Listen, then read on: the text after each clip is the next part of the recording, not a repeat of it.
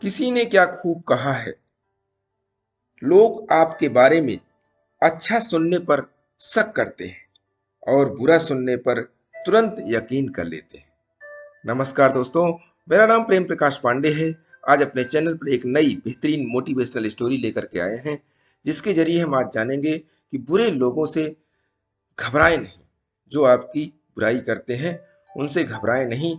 तो चलिए, चैनल को सब्सक्राइब किया नहीं किया है तो सब्सक्राइब कर लीजिए और सुनते हैं यह बेहतरीन स्टोरी।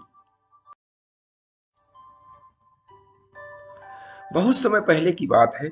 किसी गांव में मोहन नाम का एक किसान रहता था। वह बड़ा मेहनती और ईमानदार था। अपने अच्छे व्यवहार के कारण दूर दूर तक उसे लोग जानते थे और उसकी प्रशंसा करते थे।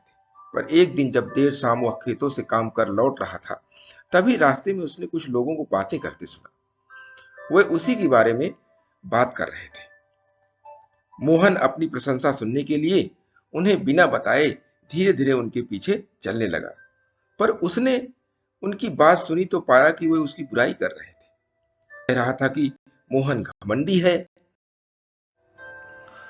तो कोई कह रहा था कि सब जानते हैं वो अच्छा होने का दिखावा करता है।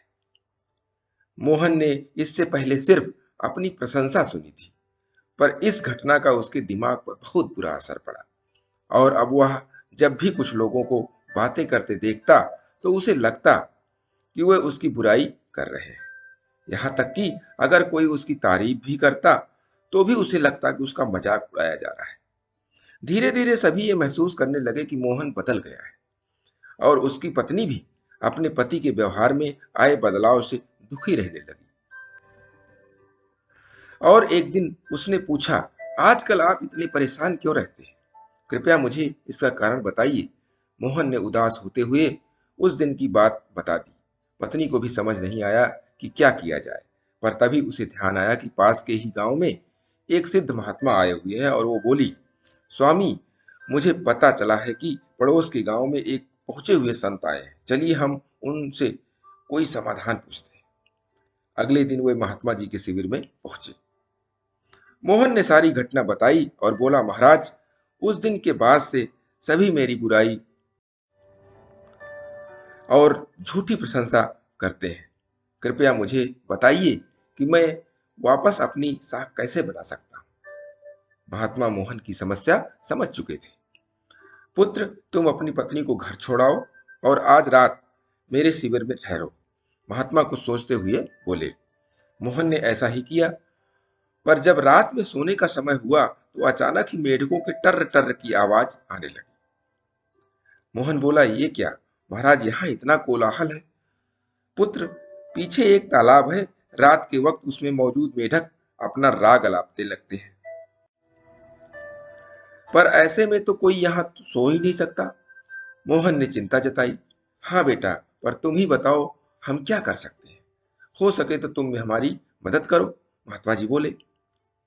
मोहन बोला, ठीक है महाराज, इतना शोर उनके सुन के लगता है कि इन मेढकों की संख्या हजारों में होगी। मैं कल ही गांव से 50-60 मजदूरों को लेकर आता हूँ और इन्हें पकड़कर दूर नदी में छोड़ आता हूँ। और अगले दिन मोहन सुबह सुबह मजदूरों के साथ वहां पहुंचा। महात्मा जी भी वहां खड़े थे, सब कुछ देख रहे थे। तालाब ज्यादा बड़ा नहीं था। 8-10 मजदूरों ने चारों ओर से जाल डाला और मेढकों को पकड़ने लगे।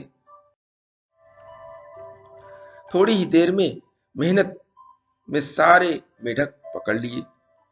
जब मोहन ने देखा कि कुल मिलाकर 50-60 ही मेढक पकड़े गए हैं, तब उसने महात्मा जी से पूछा, महाराज, कल रात तो इसमें हजारों मेढक थे, भला आज वे सब कहाँ चले गए? यहाँ तो बस मुट्ठी भर मेढक ही बचे हैं। महात्मा जी गंभीर होते हुए बोले, कोई मेढक कहीं नहीं गया। तुमने कल इन्हीं मेढकों की आवाज सुनी थी। ये मुट्ठी भर मेढक ही इतना शोर कर रहे थे कि तुम्हें लगा हजारों मेढक टर्र टर्र कर रहे हो। पुत्र, इसी प्रकार जब तुमने कुछ लोगों को अपनी बुराई करते सुना तो तुम भी यही गलती कर बैठे। तुम्हें लगा कि हर कोई तुम्हारी बुराई करता है, पर सच्चाई यह है कि बुराई करने वाले लोग मुट्ठी भर मेढक के समान ही थे। इसीलिए अगली बार किसी को अपनी बुराई करते सुनना तो इतना याद रखना कि हो सकता है कि ये कुछ ही लोग हों जो ऐसा कर रहे हों, और इस बात को भी समझना कि भले तुम कितने ही अच्छे क्यों न हो, ऐसे कुछ लोग होंगे ही होंगे जो तुम्हारी बुराई करेंगे। अब मोहन को अपनी गलती का एहसास हो चुका था। वह पुनः पुराना वाला मोहन बन चुका था। दोस्तों, मोहन की तरह हमें भी कुछ लोगों के व्यवहार को हर किसी का व्यवहार नहीं समझ लेना चाहिए और सकारात्मक मन से अपनी जिंदगी जीनी चाहिए। हम कुछ भी कर लें, पर जीवन में कभी न कभी ऐसी समस्या आ ही जाती है जो रात के अंधेरे में से ऐसी लगती है मानो हजारों मेढक कान में टर्र टर्र कर रहे हों। पर जब दिन के उजाले में हम उसका समाधान करने का प्रयास करते हैं तो वही समस्या छोटी लगने लगती है। इसीलिए हमें ऐसी परिस्थितियों में घबराने की बजाय उसका हल खोजने का प्रयास करना चाहिए और कभी मुट्ठी भर मेढकों या लोगों से घबराना नहीं चाहिए।